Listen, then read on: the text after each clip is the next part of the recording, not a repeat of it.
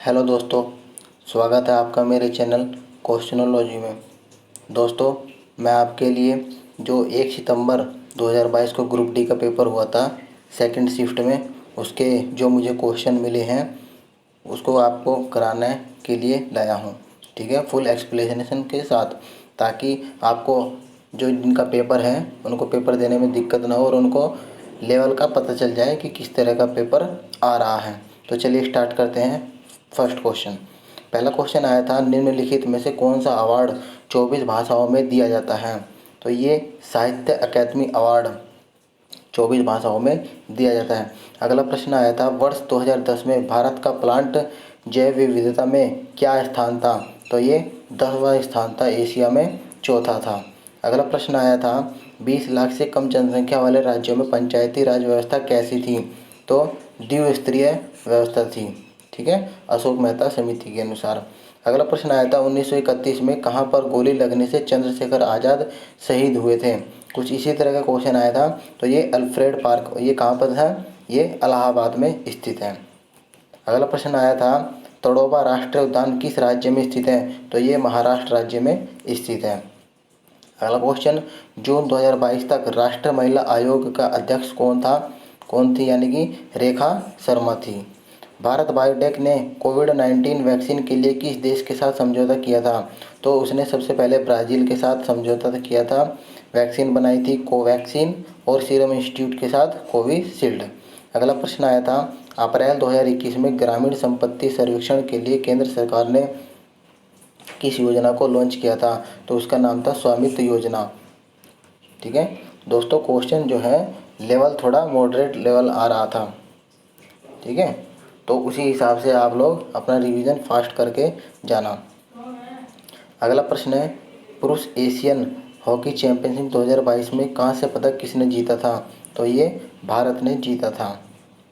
कहाँ पर आयोजन हुआ था? ये जकार्ता में आयोजित हुआ था। अगला प्रश्न आया था, पादप में निषेचन के बाद फूल किससे बनता है? तो ओवरी से बनता है। प्रोकैरियोटिक राइबोसोम की सब यूनिट क्या है? तो 50 से 30 होती है, इसका आंसर होगा।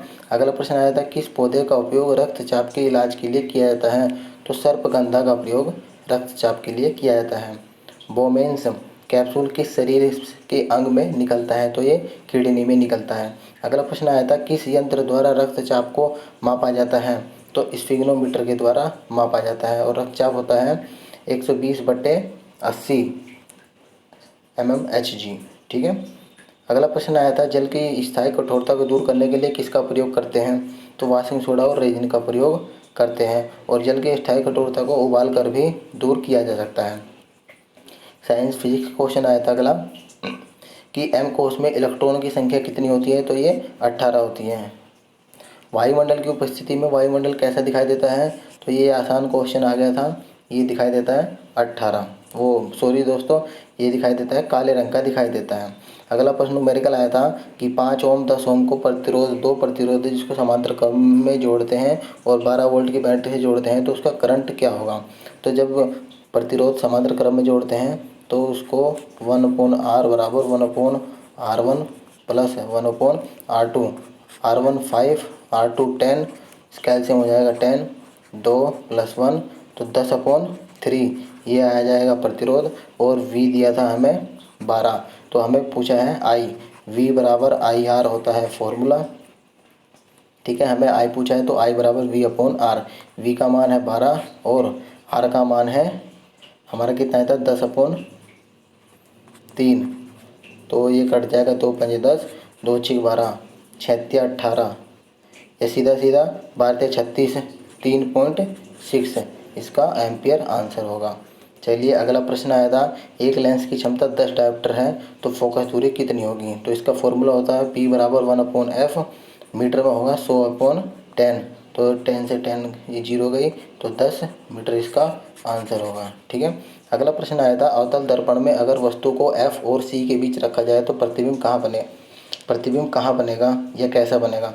तो प्रतिबिंब जो है वास्तविक बनेगा, उल्टा और वस्तु से बड़ा बनेगा और C से दूर बनेगा। अगला प्रश्न आया था, ये भी न्यूमेरिकल है, 20 सेंटीमीटर फोकस दूरी वाले अवतल लेंस से 30 सेंटीमीटर दूरी पर 3 सेंटीमीटर ऊंची वस्तु रखने पर प्रतिबिंब कैसा बनेगा और उसकी ऊंचाई क्या होगी। तो इसका आंसर, इसका सूत्र लगेगा 1/f = 1/v माइनस यू। ठीक है, और हमें क्या दिया था, फोकस दूरी दी थी, ये माइनस में लिख दिया हमने, और हमें निकालना है v का मान 1/30। तो यहाँ पे सीधा सीधा v बराबर -12। तो और इसकी ऊंचाई पूछा है, तो प्रतिबिंब की ऊंचाई बटे वस्तु की ऊंचाई v/u। तो प्रतिबिंब की ऊंचाई पूछा है y डैश बराबर, तो ये हो जाएगा v/u इंटू वाई।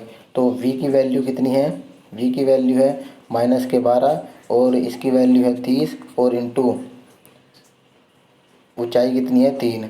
तो इससे गया ये, तो 1.2 सेंटीमीटर इसका आंसर होगा। अगला प्रश्न आया था, निम्नलिखित में से कौन सा अवार्ड 24 भाषाओं में दिया जाता है, साहित्य अकादमी अवार्ड।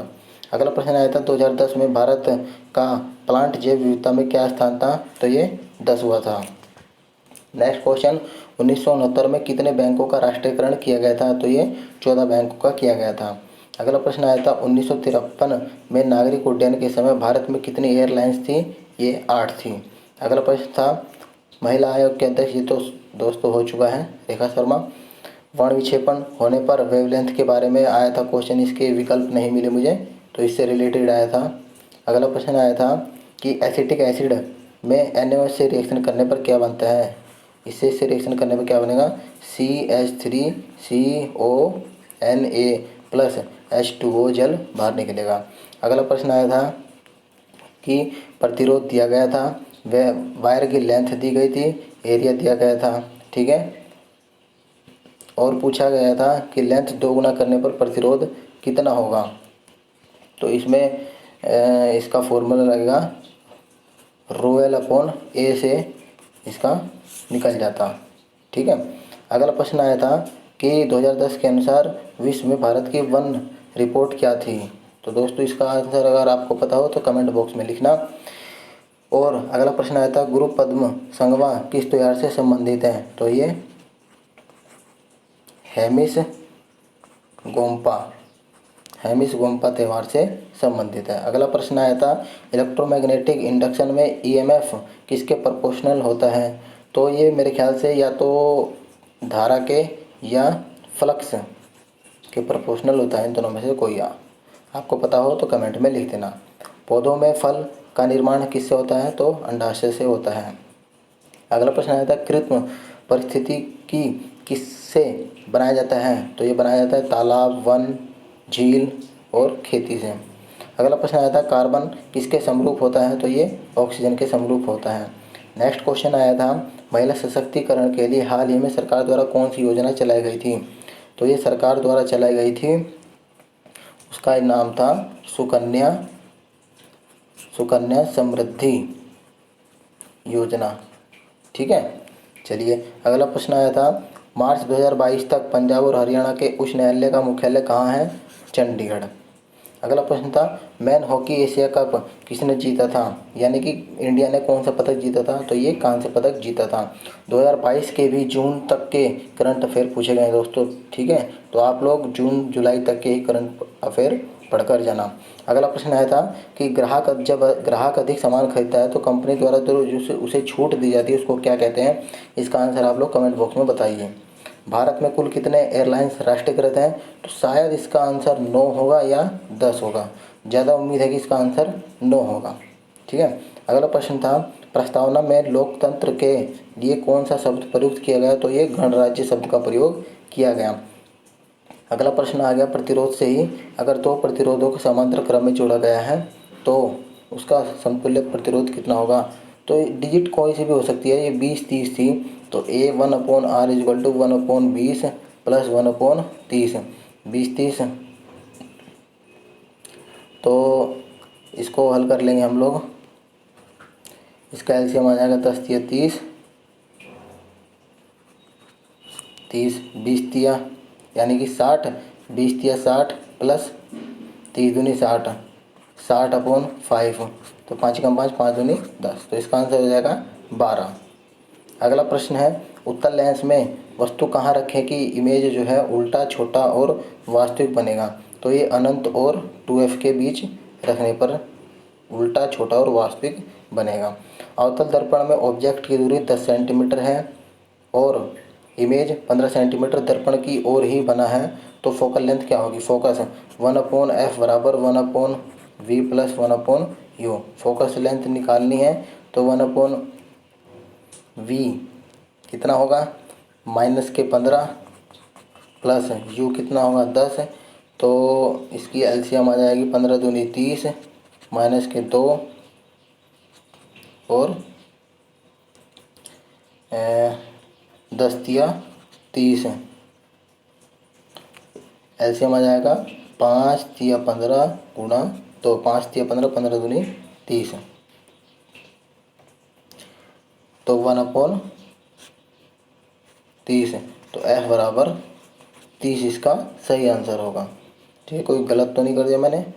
अवतल दर्पण में ऑब्जेक्ट की दूरी, वस्तु की दूरी हमने ली है 10।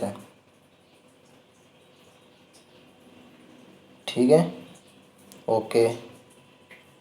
और 15 आएगा माइनस का, 10 आएगा पॉजिटिव।